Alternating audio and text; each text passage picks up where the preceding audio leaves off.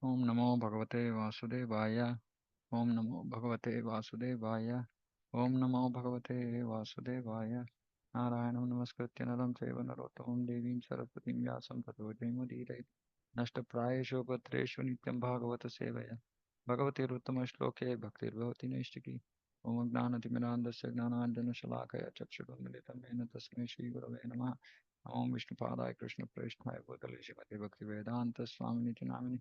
नमस्ते सारस्वते देवे गौरवाणी प्रचारिणि निर्विशेष शून्यवादी पाश्चात्य देश तारिणि जय श्री कृष्ण चैतन्य प्रभु नित्यानंद श्री अद्वैत गदाधर शिवासादि गौर भक्तवृंद हरे Krishna Krishna Krishna Hare Hare Hare Ram Ram Ram Hare Hare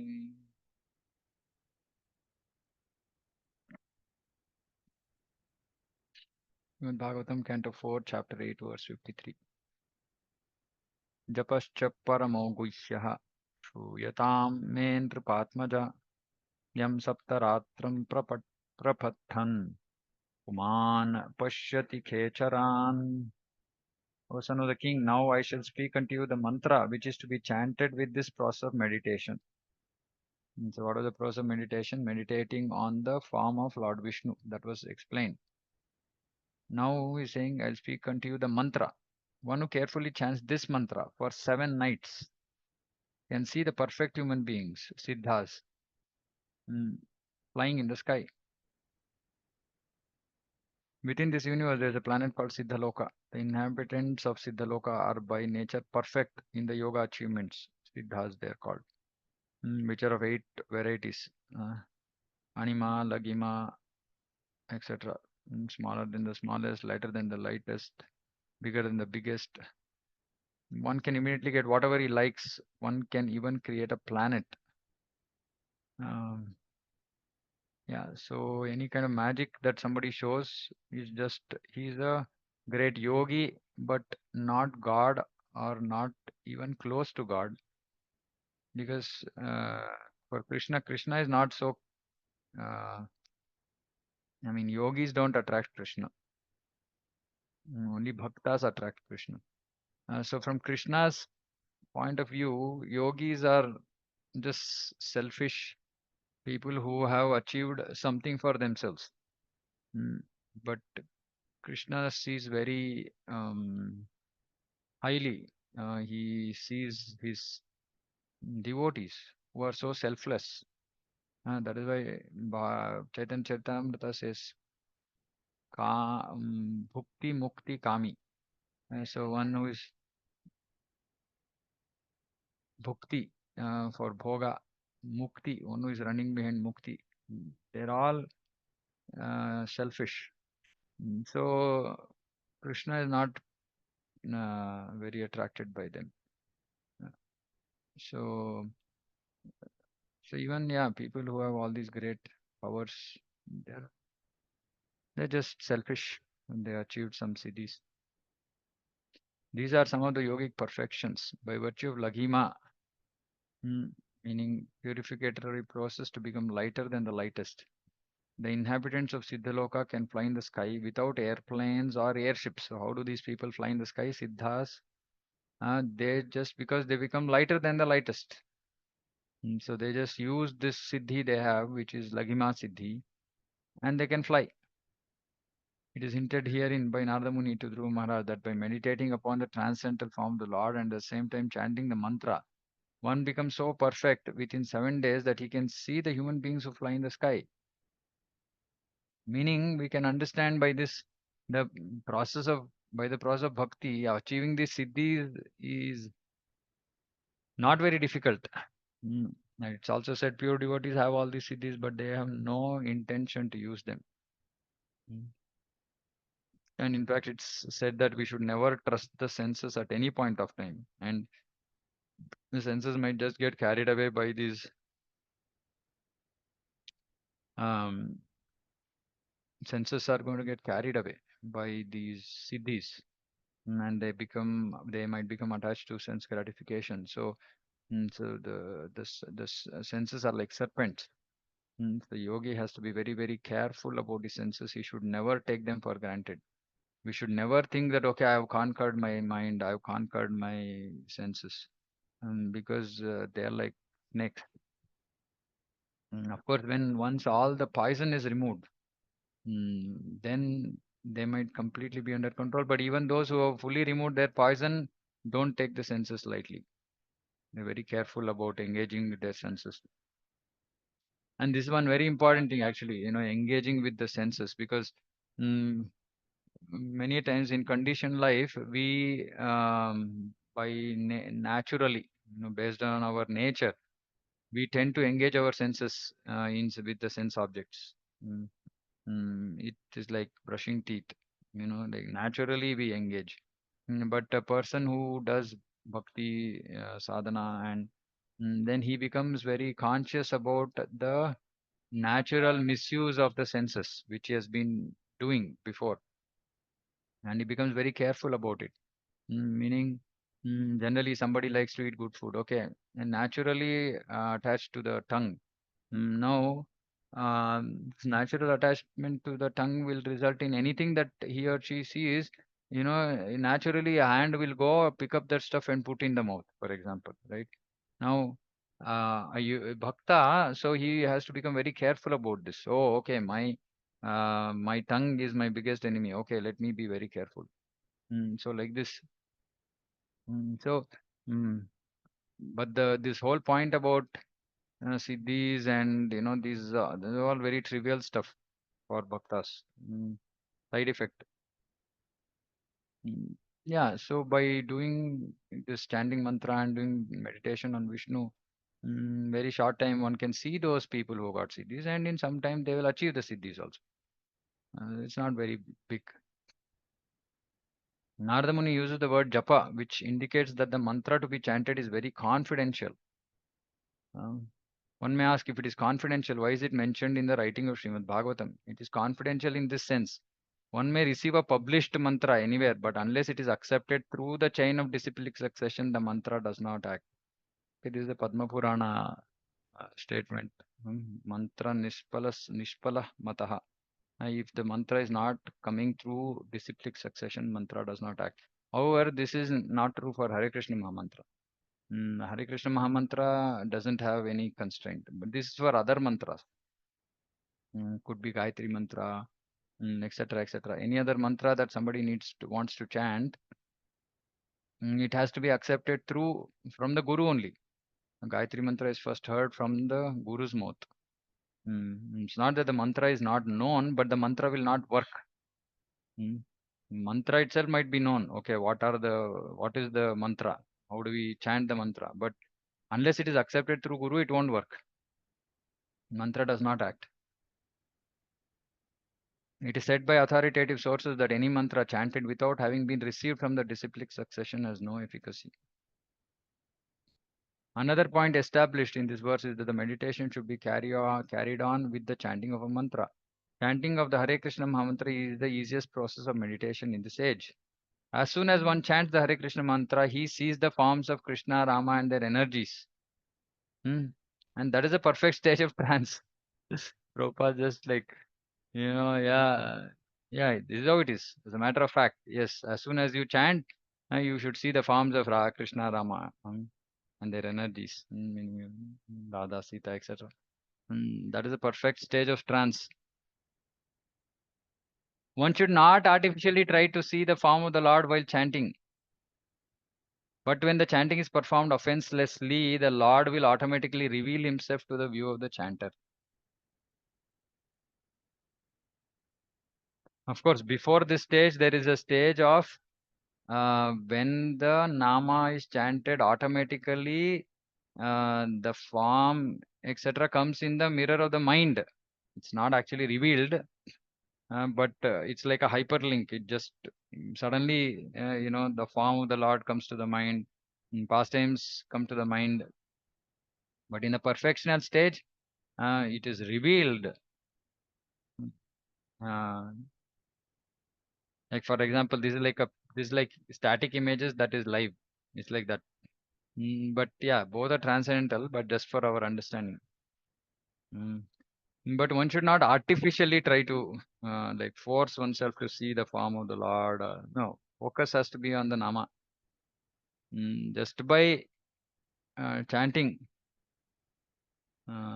just by chanting the mantra and hearing, but offenselessly.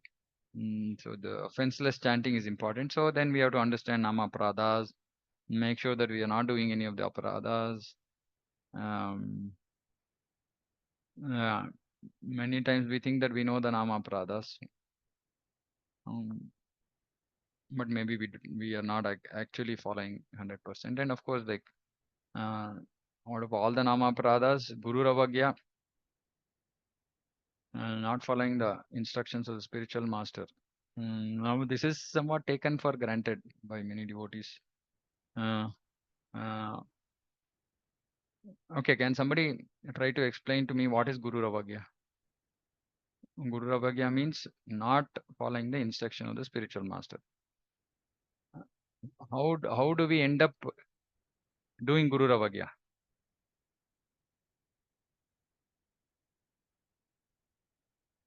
Many devotees do guru ravagya. How does it happen?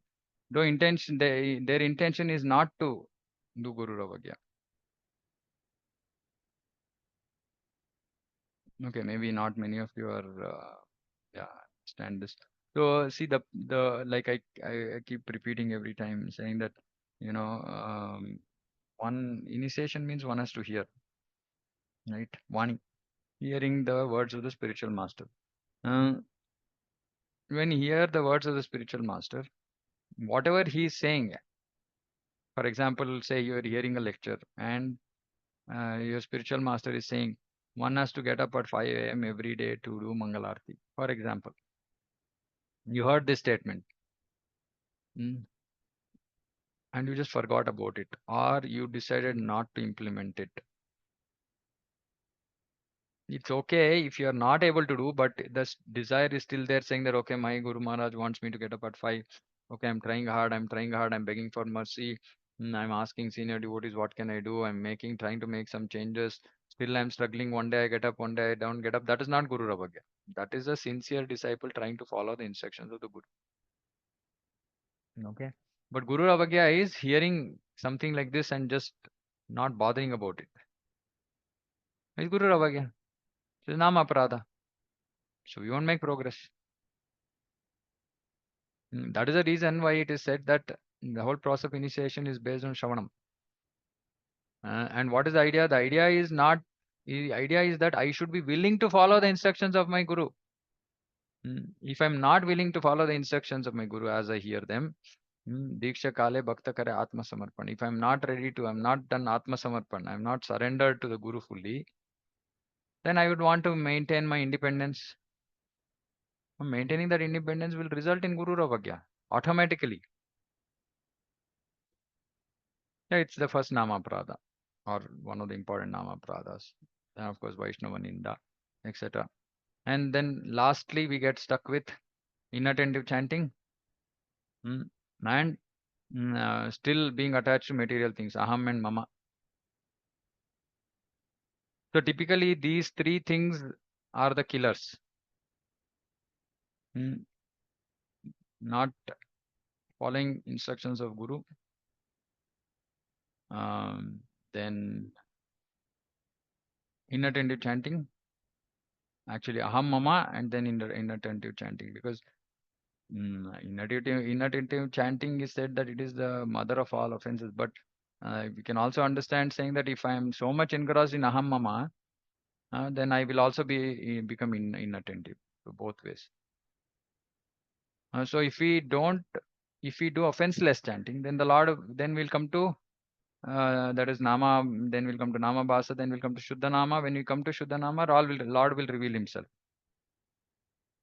But even in the Nama Bhasa, when there is no offenses, when we are very attentively chanting, we can naturally the form of the Lord can come into our mind. Some pastimes we might remember, etc., etc. It's not that we should force ourselves to only hear, even when say Krishna's form or Krishna's pastimes are naturally coming to our mind. We don't have to reset it and focus on hearing. We have to reset when the mind goes here and there inattentively onto some other topics. And then we have to bring it back. on the hearing. And again, when we fix on the hearing, when we become absorbed in the hearing, suddenly again hyperlink goes to Krishna, Krishna's pastimes, etc. And then we can be in that. That is trance. Mm. Mm. So the chanting process, uh, yeah, chanting process is the most important. Yeah, but for everything, Yasya Prasadat Bhagavat Prasado. For we are struggling with something, then the only path is the mercy of the Guru. And the mercy of a Guru means following his instructions. That is mercy of Guru. Mercy of Guru is not, mm, yeah, mercy of Guru Acharyas not got just by words saying, please give me mercy. Mm. Mercy means following instructions, fulfilling the desires of the Guru. Okay, therefore the chanter has to concentrate on hearing the vibration, and without extra endeavor on his part, the Lord will automatically appear. Yeah, so that hyperlinking is the Lord appearing, right? So we'll suddenly form of the Lord comes, then pastimes come. Then at the stage of prema, like the senses experience these things fully. Like for example, we can actually feel the touch of Krishna. We can actually smell the fragrance coming from the body of Krishna.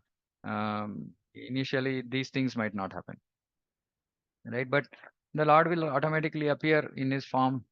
Lord will automatically appear as is in His pastimes. Also, uh, but it has to be very natural when we concentrate on the hearing, because we are so engrossed in taking the name Krishna, Hare. So we automatically should remember, oh, Krishna, Hare, who are these? Okay, this is Radha Krishna. And then automatically link. So in software terminology, like we say hyperlink, that's a good way to understand this, how it has to work. It's like a hyperlink, meaning naturally it should go into those topics naturally, not by uh, artificial effort. No, one should not artificially try to see. See, this is the important thing. One should not artificially try to see. But again, when mind is this going here and there, some devotees have the habit of looking at the form of the Lord, which is okay, which is just to bring the mind back to the chanting process and again focus on hearing, and to again concentrate on hearing. And again, when we are concentrating on hearing, naturally, mind can, the Lord can reveal Himself. Um, but it depends on the mercy of Krishna. It's not, we can't demand this. Okay, anything on this specifically? Because talking about chanting, if any of you have any question.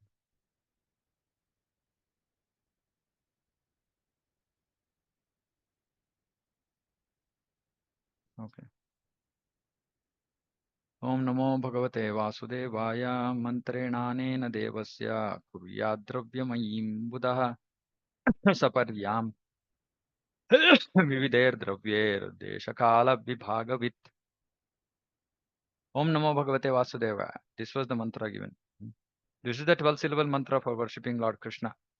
One should install the physical forms of the Lord, and with the chanting of the mantra, one should offer flowers and fruits and other varieties of foodstuff, exactly according to the rules and regulations prescribed by authorities. But this should be done in consideration of place, time, and attendant conveniences and inconveniences. Hmm. So one should install the physical forms of the Lord. Hmm. And with the chanting of the mantra. So there's a process of installation. Mm. Ah. Mm. And there is mantra and there is the archana vidhi. Mm. And all this has to be done exactly according to the rules and regulations prescribed by authorities. So this is deity worship. Mm. Om Namo Bhagavate Vasudeva is known as Dvadashakshara mantra. This mantra is chanted by Vaishnava devotees and it begins with Pranama Omkara. There's an injunction that those who are not Brahmanas cannot pronounce the Pranava mantra. But Dhruva Maharaja was born a Kshatriya. He at once admitted before Narada that Narada Muni that as a Kshatriya, he was unable to accept Narada's instruction of renunciation and mental equilibrium, which are the concern of a Brahmana. Still, although not a Brahmana but a Kshatriya, Dhruva was allowed on the authority of Narada to pronounce the Pranava Omkara. So Dhruva did not have the um, right to chant Omkara because he was not a Brahmana, but on the authority of Narada. So we should understand that is why it is all dependent on Guru. It's all dependent on Guru. Mm. And this is very significant, especially in India. The caste Brahmanas object greatly when persons from other castes who are not Brahmana, born in Brahmana families, recite this Pranava mantra. But here is a tacit proof that if a person accepts the Vaishnava mantra or Vaishnava way of worshipping the deity, he is allowed to chant the Pranava mantra. So here it is said, if a person accepts, so it's not a matter of qualification, it's a matter of faith. It's a matter of faith. If he accepts the Vaishnava mantra, then he is allowed to chant Pranava mantra. In Bhagavad Gita, Lord personally accepts that anyone, even one of a low species, can be elevated to the highest position and go back home, back to Godhead, simply if he worships properly. So that is why it is the whole process of uh, Diksha, etc., are all authorized, right? So one becomes eligible to recite this Pranava mantra. Rupa Goswami says it's like Jiva Goswami, I think. It's like that bell metal. When it comes in contact with fire, it actually becomes as good as fire. It's like that. By Sukta Mantra Vidhanena, Sukta Diksha Vidhanena. The proper Diksha method. One can actually become a Brahmana. One can be made a Brahmana. Of course, it has to be important thing here is the rules and regulations have to be followed as prescribed by authorities. The prescribed rules as stated here by Narada Muni are that one should accept the mantra through a bona fide spiritual master and hear the mantra in the right ear. Not only should one chant or murmur the mantra, but in front of him he must have the deity or physical form of the Lord. So that is why I think those who are Brahmin initiated, they sit as far as possible in front of the deity and chant their mantra. Of course, when the Lord appears, it is no longer a physical form. For example, when an iron rod is made red hot in fire, it is no longer iron, it is fire.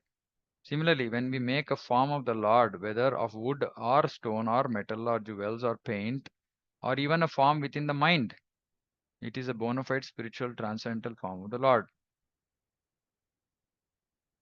Not only must one receive the mantra from the bona fide spiritual master like Narada Muni or his representative in the disciplic succession, but one must chant the mantra. Not only should one receive, but one should also chant. And not only must one chant, but he should also offer whatever foodstuff is available in his part of the world according to time and convenience. Whatever foodstuff is available in his part of the world. Prabhupada is saying because many of his disciples were in different various parts of the world where whatever we can do in India, for example, may not be possible. But when it is available, we should offer. It's not like when it is not available, okay, then there's no other go. But when it is available, we shouldn't say, oh, okay, see in Antarctica they don't do this, so I won't do it here also where everything is available. No, that's not correct. So time, place, and circumstance has to be seen. But that decision is not taken by us. That decision is taken by acharyas. Uh, the gurus, acharyas who are in that region, part of the world, they will say, okay, this process can be done. This can be acceptable. This is acceptable, like that.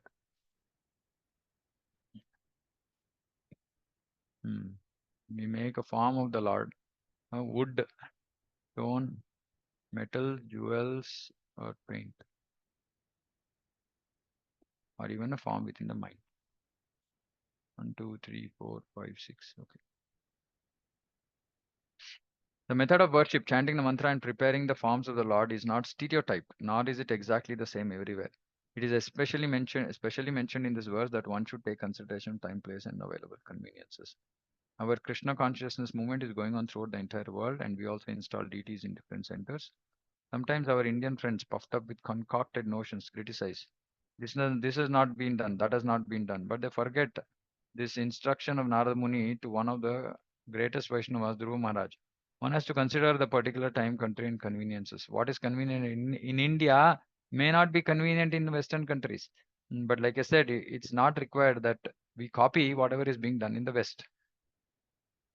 Uh, mm, Actually, in Western countries, because by culture also they are very much behind. So not everything can be done there, implemented there. So when Srila Prabhupada went to US or other Western countries, other foreign countries, he did not introduce everything that are known and naturally followed in India. Mm. Mm. But now what is happening is because we are thinking that the culture is same across the world. Culture is not the same. Indian culture is different from American culture. So whatever is suitable for American culture, bhakti process are also accordingly. Mm, yeah, time, place, second. For example, pasta. Now, if you are in Italy, then pasta is their staple food, pizza is their staple food. I mean, they might offer that, but of course, Prabhupada, even he went there, he taught them to do rice chapati, dal, etc. But they can offer because it's their staple food. Mm. But it's not required that we do that in India. We do it, even though we have rice, chapati, dal, everything. But we also want to do pasta, pizza, etc. So it's because it's convenient to do it that way there. But we should do whatever is convenient and whatever is the culture of this country. Those who are not actually in the line of acharyas or who personally have no knowledge of how to act in the role of acharya, uh, unnecessarily criticize the activities of the ISKCON movement in countries outside of India. See, Prabhupada is very specific about countries outside in India because if the similar activities were performed within India and they were to be criticized, Prabhupada wouldn't have said this. The fact is that such critics cannot do anything personally to spread Krishna consciousness. Prabhupada is actually all his god brothers, who are opposing him, saying they are not personally doing anything. They can just comment. If someone does go and preach, taking all risks and allowing all considerations for time and place, it might be that there are changes in the manner of worship, but that is not at all faulty according to Shastra. Srimad Veera Raghava Acharya and Acharya in the disciplic succession of Ramanujacha Sampradaya has remarked in his commentary that Chandalas or conditioned souls who are born in lower than Shudra families can also be initiated according to circumstances. The formalities may be slightly changed here and there to make them Vaishnavas. But this has to be done based on authority, acharyas. And yeah, once His Grace Vidwan Gaurang Prabhu in Bangalore, when he was here, he gave a talk on who is an acharya, who can change this, who can decide this time, place, circumstance. It's not for every person.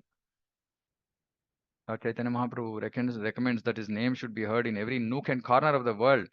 How is this possible unless one preaches everywhere? Cult of Lord Chaitanya Mahaprabhu is Bhagavata Dharma, and he especially recommends Krishna Katha, or the cult of Bhagavad Gita and Srimad Bhagavatam. See, this is our sampradaya. Actually, our sampradaya is heavily Bhagavata sampradaya. Hmm. Actually, who's saying? Actually, our disciplic succession is also Shiksha succession, not Diksha succession. Shiksha succession means Bhagavata Vidhi. He recommends that every Indian considering this task to be Paropakara, welfare activity, take the Lord's message to other residents of the world. Other residents of the world does not refer only to those who are exactly like the Indian Brahmanas and Kshatriyas, or like the caste Brahmanas who claim to be Brahmanas because they were born in the families of Brahmanas. The principle that only Indians and Hindus should be brought into Vaishnava cult is a mistaken idea. There should be propaganda to bring everyone to the Vaishnava cult. The Krishna consciousness movement is meant for this purpose. Of course, then we have to see who is qualified to be given what service. Hmm. So yeah, everybody should come, but it's not required that everybody does deity worship, for example, right? Because they're not qualified. One of the most important things for deity worship is, for example, cleanliness. And that is the basic quality of a Brahmana. If suppose Brahmanas don't understand cleanliness, then they cannot worship the deity. For example, eating within the temple room, eating, touching the hand to the mouth, and then not washing the hand, just rubbing it to the cloth, right? Or not even doing that. Eating, putting the hand into the mouth, then touching everything else around. The whole place is contaminated. This is all non-Brahminical. Now, somebody who doesn't even have such basic understanding of cleanliness, they should not be given deity worship because it will result in seva aparadha and big problems. While everybody should be brought into Krishna consciousness, but their vritti, their nature, Brahmana, Kshatriya, Vaishya, Shudra, they should be seen and they should be engaged accordingly in Krishna service. Hmm. Nowadays, it's becoming like everybody wants to become Brahmana. But that's possible, but with proper training. Proper training, not otherwise. There's no bar to propagating Krishna consciousness movement even among people who are born in Chandala, Mlecha, or Yavana families. Even in India, this point has been enunciated by Srila Sanatana Goswami in his book Hari Bhakti Vilas, which is Smriti and is the authorized Vedic guide for Vaishnavas in their daily behavior. Sanatana Goswami says that as bell metal, Sanatana Goswami says that bell metal can turn to gold when mixed with mercury in a chemical process. So by bona fide Diksha or initiation method, anyone can become a Vaishnava. Bell metal can turn to gold when mixed with mercury in a chemical process. So by bona fide Diksha, anyone can become a Vaishnava. One should take initiation from a bona fide spiritual master coming in the disciplic succession, who is authorized by his predecessor spiritual master. So one cannot just simply become a guru. His guru should allow, should give permission. This is called Diksha Vidhana. Lord Krishna states in Bhagavad Gita, Vipashritya, one should accept a spiritual master. By this process, the entire world can be converted to Krishna consciousness. So the important thing is to actually be accepted by a guru. We don't accept a guru. We have to be accepted by a guru. In the process of acceptance is about being qualified. What are the qualifications? Sincerity and seriousness. That is the qualification to become a shishya. And surrender. That we are ready to accept instructions of the guru. Then one can make progress and become a Vaishnava. Not that as soon as we got initiated, we now became a Vaishnava. No. Now, of course, if somebody has fully, wholeheartedly surrendered to the instructions of Guru and surrendered his life, then yes, he's liberated. Whether he's Vaishnava or not, that the Guru will decide. But not generally as a matter of, like formality that I got initiated, now I'm a Vaishnava. And that I got the Brahmin initiated, now I'm a Brahmana. No, qualification also has to be there. Mm, mm, yeah. So this Hari Bhakti Vilas, and it says that it is Smriti and it is authorized Vedic guide for Vaishnavas in their daily behavior. But it's a huge book actually, and there are also due to whatever reasons why this book was written, there are also some Smartha Vidhis also in this. So our acharyas have taken whatever is required from here and given to us for the regular bhakti practice.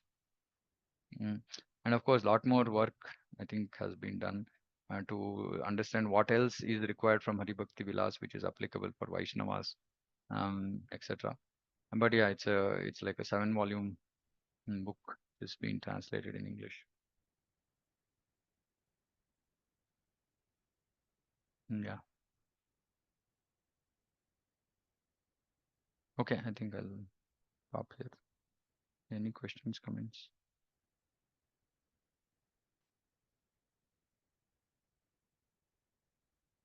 Yeah, Shashank Prabhu. Hare Krishna Prabhu. Dandavad Yeah. Pranam. Pranam. Prabhu, what is difference between Siksha, succession and Diksha? Yeah. Yeah. So Shashank Prabhu's question is, what is Siksha succession and Diksha succession? So Siksha succession is that every devotee so Srila Prabhupada is our preeminent Shiksha Guru. Shiksha means one who gives instructions. One who is qualified to give instructions is a Shiksha Guru. So for a devotee, there is a Shiksha, there can be one or more Shiksha Gurus, and then there is Diksha Guru. The Diksha Guru is one who connects the Shishya to the Parampara through the process of initiation. Mm.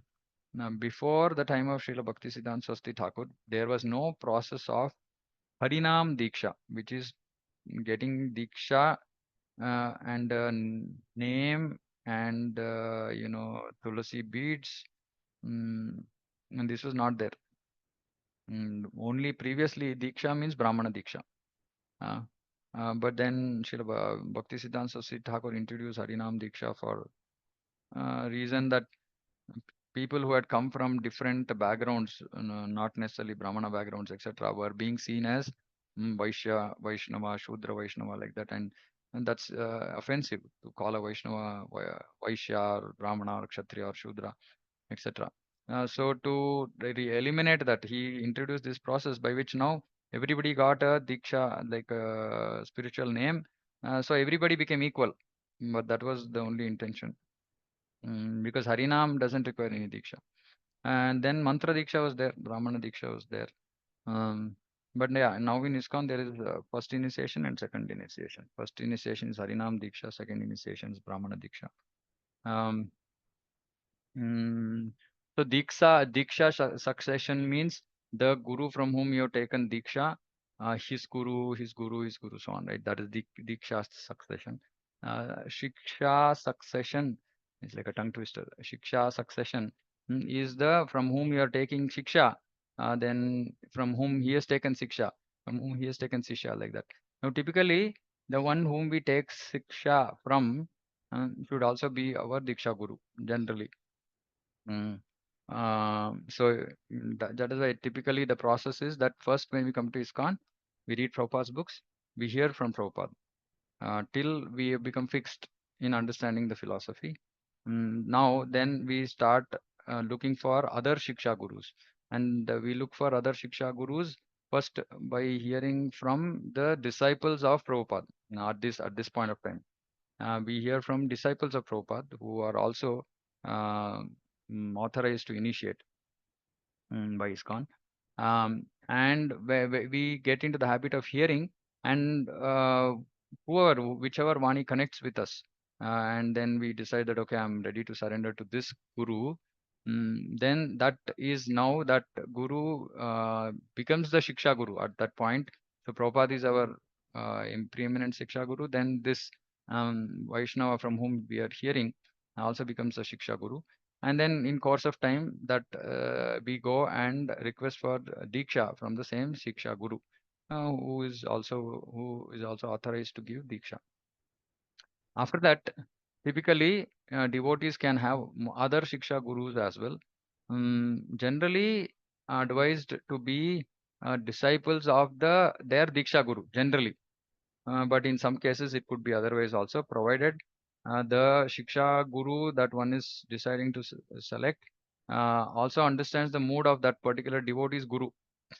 So a little bit complicated philosophy, but to summarize, one devotee can have multiple Shiksha Gurus, and ideally all the Shiksha Gurus should be aligned, and not that one Shiksha Guru is saying go left, another is saying go right, and the devotee is mm, because Shiksha Gurus also have to be treated as respectfully, just like Diksha Gurus.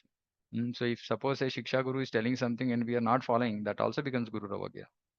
So we have to be very, very careful. We cannot, many people say, this is my Shiksha Guru, this is my, but it's not easy.